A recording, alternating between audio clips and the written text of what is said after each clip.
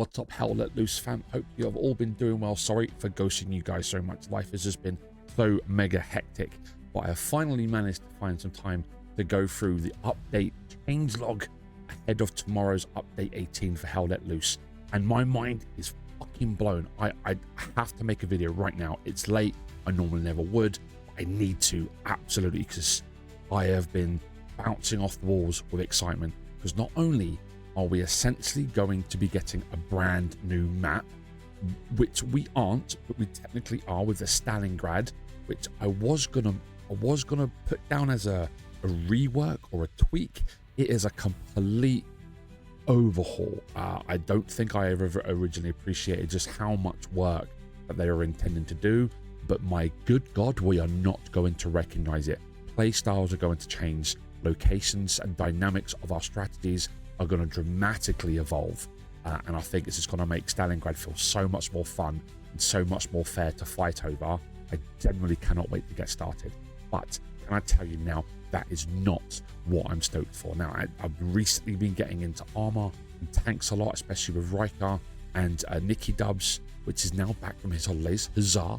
But the things that I have just read, steam's coming out my ears. I'm hyped. I need tomorrow to come, right? I hope you're ready for this, because some of the stuff that's going through, a lot of us have been asking for some of this for a very long time, and some of this some of the other things are just come out of nowhere, blindsided us. So we knew there was going to be an armor rework. They already said that as part of their roadmap. That's pretty cool, but left it pretty ambiguous. They played the poker game. We now have a full attribute list that every tank is going to have its own unique ability. Now, for the moment, it's looking like a lot of buffs have been given to a lot of tanks, but there's also been a lot of nerfs. There's been a lot of changes. The most uniform one that I've seen is the engine block has all been dropped on Hellfire across all armored vehicles.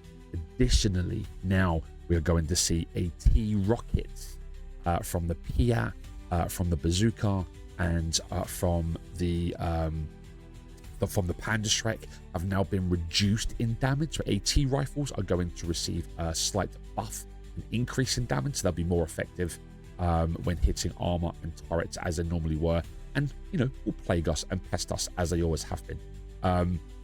But moving forward, now it looks like we can now choose tanks specifically for survivability. Armor roles are now going to be so much more viable than what they ever used to be, and I mean, like, we knew they were a defining difference on the battlefield. Now will be even more so, especially now that the collision system has finally been fixed. We can now go over trenches, even mediums and light. Armored units as a whole can now traverse over cover and bunkers as they were initially designed to do so.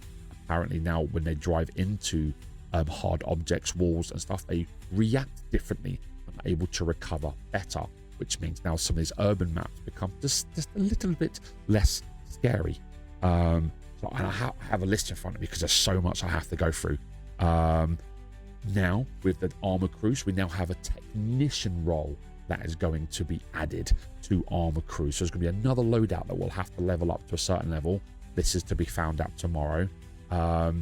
Which were now not the tank crews to not only assist in building barricades, but now allow you to build an additional deployable, wait for it, an armor, an ammo station, an ammunition refill station for tanks. The very thing that we've been asking for. Now, not only can engineers build you a repair station, you can build yourself an ammunition station, which means in the slow Churchill heavy tanks and the Tigers, you don't have to retreat back to HQ to get your ammunition back. However, there is a note that states it's a limited resupply, so I don't think you'll be able to sit there for 2 hours of a whole game, but it then means that you can still have a longer amount of frontline engagement or defensive engagement without having to turn tail and resupply for, if you manage to survive that long. Head off with this now. They have now allowed, I can't believe what I'm reading for this, because this makes just so much more sense. Imagine how many wrecked you go past trucks light tanks, just vehicles in general, jeeps, even enemy vehicles. Well, now any roll with a hammer now salvage enemy and friendly wrecks to recuperate a small portion of fuel for your team's supply. Now, it's any roll with a hammer, so even down to the basic rifleman, now assist with the supply of armor to the front lines. But wait for it, it gets just a little bit sweeter. This is where the recon players, and I've been playing recon a lot recently, they've now added the hammer to every single recon roll. So every roll for a recon team will now have a hammer, so now you can go up and salvage vehicles before anyone else gets to them behind enemy lines. It's just genius, absolute pure genius.